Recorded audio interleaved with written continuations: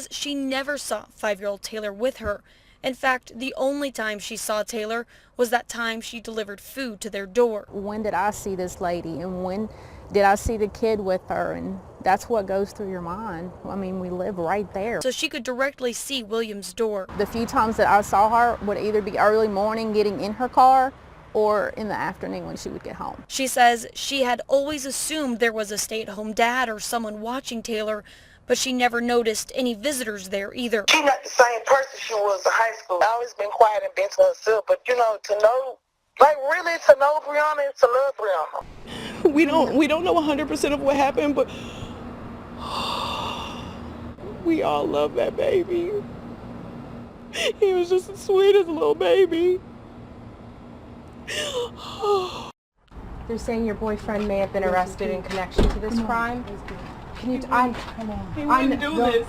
He wouldn't do that. He wouldn't do that. Video taken earlier today of Crystal Jackson being booked into jail. Arrest documents say she lied to investigators for 19 hours. We all love that baby. He was just as sweet as a little baby. Why he has so much hate in his heart. He told me to go back where I came from.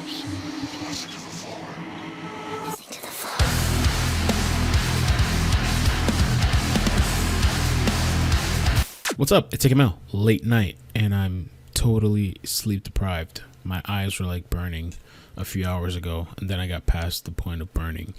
But anyway, Taylor Rose Williams, Brianna Williams. There's a bit of an update, a couple of different clips that I pulled up. Thank you to Tarshu for sending me one link, which led me down a rabbit hole of other links. For more than a week, Williams has been in the hospital after a possible suicide attempt. The mother of missing 5-year-old Taylor Williams is now out of the hospital and locked up. She was booked into jail today after spending 9 days in the hospital after an apparent overdose. That happened on base at Naval Station Jacksonville, where she is a Navy petty officer. So Taylor leaves the hospital, gets arrested, goes to jail, gets the charges for child neglect and lying to police officers. Jail records show she does face a felony charge for child neglect and lying to police. Do I, for a second, believe that it's just coincidence the day that she tries to off herself is the same day that they allegedly locate the body of Taylor? Action News Jax found she was admitted the same day investigators found human remains in these Alabama woods. Police believe it's her 5-year-old daughter, Taylor Williams,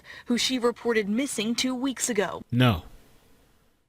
People that off themselves like that are cowards. It's also being reported by Action News Jax that Brianna is still not cooperating with police. So I'm sure she's lawyered up, and obviously things don't look good for her. And one of our sources told us that Williams is still refusing to talk to police. I want to play you a clip from the classmate where she says that at first it seemed like it was impossible that she would do something like this, and then even the classmate realized that there's just things with this person Brianna that's not adding up. Even her own family doesn't add up with Brianna. Something's up with her and her family and the father. At first I was like, there's no way in the world that all of this, like it's just no way that she could do this stuff.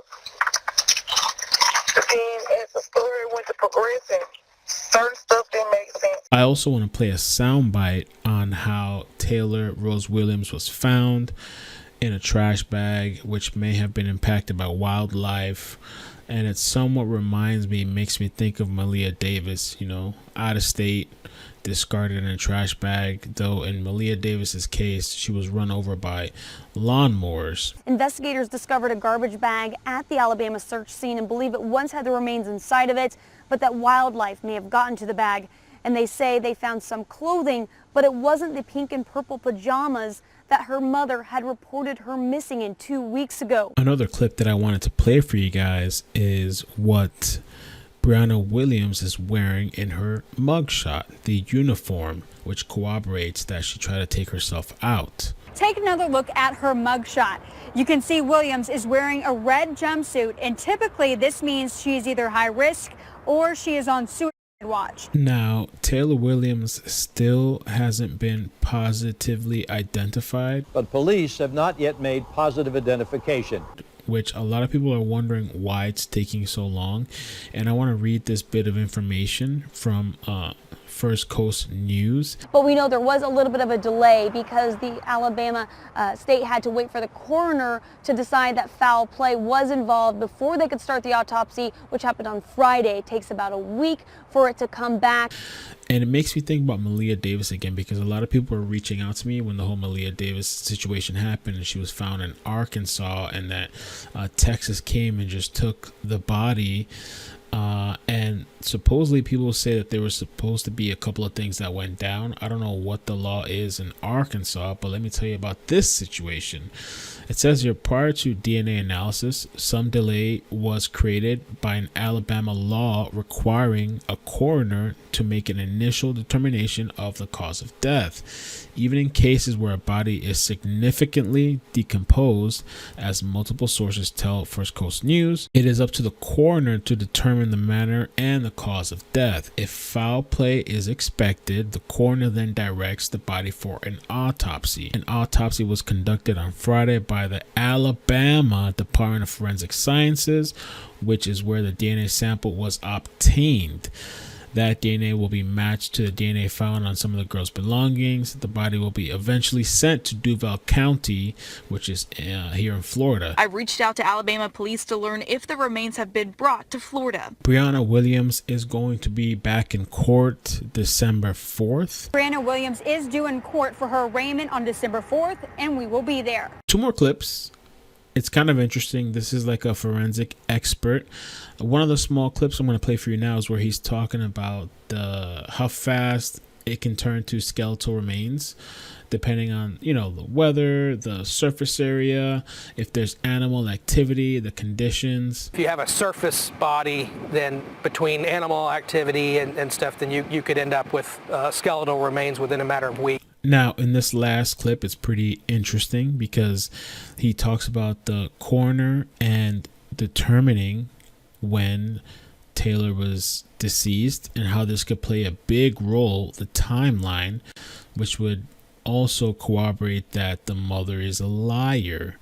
So whatever results come from this test is going to be crucial to determining or getting justice for this little girl, and to finding out factually if this woman was lying, which by all accounts it seems like she has been. Certainly, I think the coroner's position would be, if in fact it's clear to them that this child was dead long before the time that she was supposedly last seen by the mother, that would be enough to show that the mother's doing something wrong here, so that would tend to indicate some type of foul play. And with that, I'm out of here. Comment down below. Let me know your thoughts. What do you think about this mother? What do you think about the family? What do you think about the father?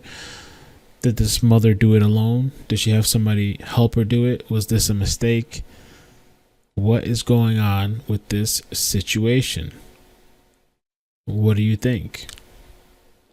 My personal opinion, I think she had something to do with this, but there's a lot more that we don't know that maybe will be revealed.